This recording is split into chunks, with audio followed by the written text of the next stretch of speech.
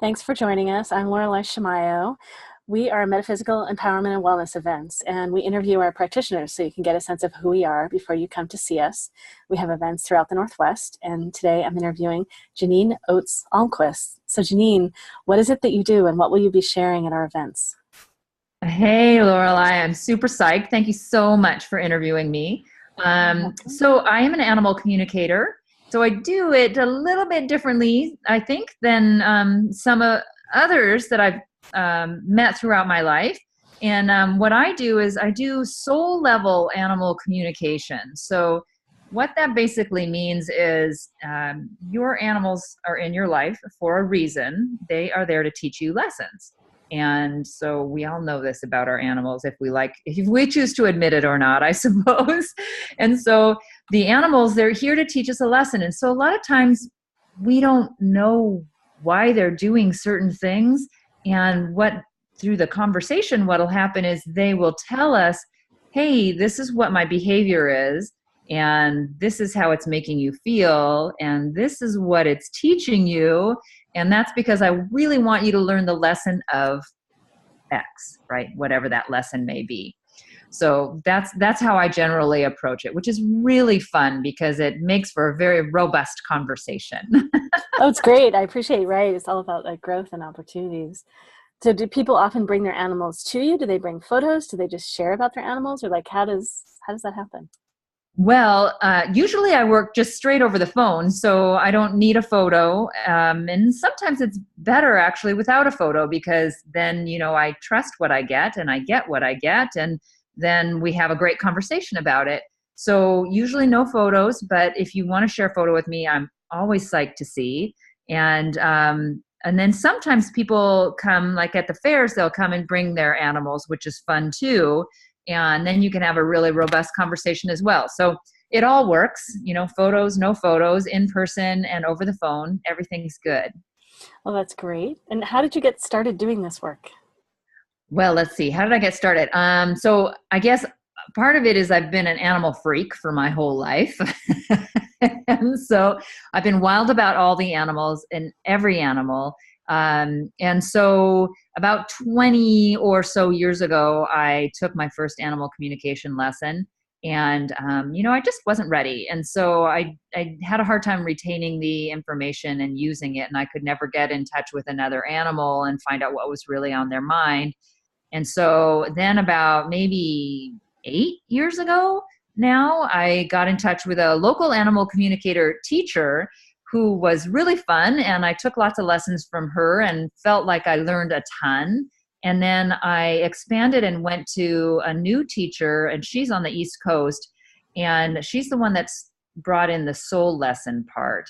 And so I learned about the soul lesson from her. And about a year ago, about a year and a half ago, I put up my shingle, and I've been doing it ever since. Oh, that's great. Yeah, I imagine that it extends not only to like animals that we have as pets, but just other animals that show up in some substantial way in our life. Because that, absolutely. Yeah, absolutely. A lot of times the animals, like wild animals, they have a little bit of a different lesson to teach you. Like, for example, your cat that's peeing outside of the box, that cat is teaching you one kind of lesson, but the eagle that you see once or twice is teaching you something else. So the lessons, the flavor of their knowledge is so different than the flavor of what the domesticated animals are teaching. And even if you go past, I love to drive in the country. My husband and I drive in the country all the time, and I love all the cows that I see. And those cows, like cows as a group, are teaching humans as a group a certain lesson. So there's no animal that is lesson free. Like they all have something to teach us. oh, that's great. That's great. I appreciate too, like just maybe, can you say a little bit more about just what are some of the kinds of examples of lessons of like how layered does it happen? How layered does it happen? What do Yeah, you mean by that? like are the lessons often simpler? Are there lots of layers in it? Like just yeah, say a little bit more of. Sure. Oh my gosh. So yeah, the lessons are all over the board. And so much of it is about what that one person has to do with that one animal. So it's funny. For some reason, I get cats peeing outside of the box all the time. I think they like to teach lessons that way because it makes their humans react in a whole rainbow of different emotions are going through their human. That's a nice way to say it, don't you think? So it's a rainbow of emotions going through their humans as they try and deal with the fact that this cat of theirs is peeing outside of the box because it drives everybody crazy. And so a lot of times that can be a very simple lesson, like, I want you to become more centered and grounded. And when you become more centered and grounded, I'll start peeing back in the box again. And a lot of times that can be like different lessons like, hey, your anger management is, they want to talk to you about your anger management, or they want to talk to you about, I just had a reading with a gal who her lesson was ownership. And it was interesting because it was ownership of her leadership in life and over her animal and in her life, right? Just general leadership. But then the animal also wanted her to have ownership over her own emotions, ownership over how she chooses to spend her time. I mean, it was robust. Like, ownership is a really big lesson. And so that owner is going to have to take a week and a half, 2 weeks to even figure out what that lesson even means, because it's such a big lesson. Wow. And then it's like, okay, how do you go about handling this? How do you go about learning the lesson the animal wants you to teach? You can know what it is, but that doesn't mean you've learned it yet. And so what we try and do in the readings is find out what the lesson is. And then the owner gets to go about trying to learn that lesson.